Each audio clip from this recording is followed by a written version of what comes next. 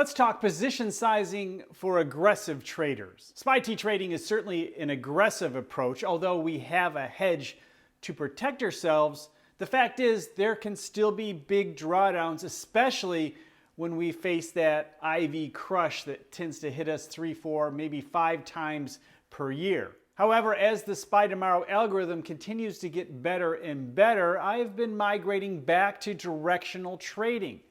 So it's got me thinking about how I should best position myself for each of my trades. There are times I want to go directional. There are times I want to use a SPY T trade, such as a SPY TB or even a SPY TS trade, depending on what's coming maybe overnight in the news, or maybe it's clean sailing. There's no big economic news or earnings in my way, so I just might want to be more aggressive. So what I think about is, what is my comfort zone that'll allow me to sleep at night? And for me personally, it's about 10%.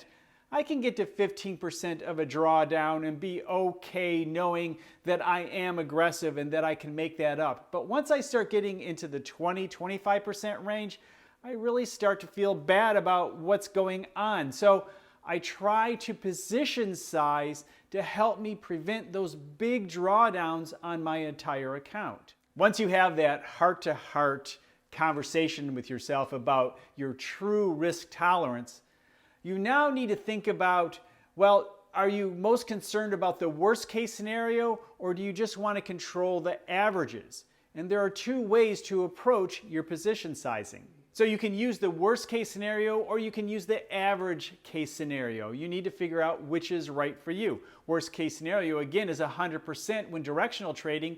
However, when I'm directional trading, I'm usually thinking 75% is the worst case scenario, and I'll average it to 50% and use that as part of my calculations to figure, okay, what is the maximum I should place with each one of my trades. When directional trading, I use the average worst case scenario model because I think it's more practical. So if I don't want to lose more than 10%, considering I could lose up to 50% using the average model, that means I don't want to trade more than 20% of my portfolio at a time. And yes, that is still very aggressive.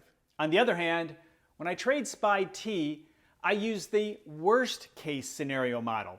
And the worst case scenario, from my experience, has been a drawdown of about 30%.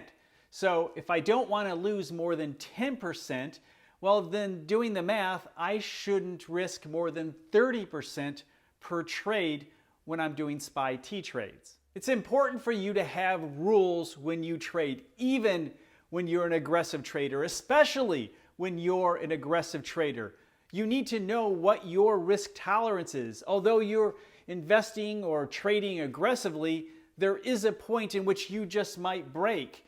And it is also important to have a position size formula that allows you to grow quickly and aggressively, yet protect yourself, allowing you to trade another day.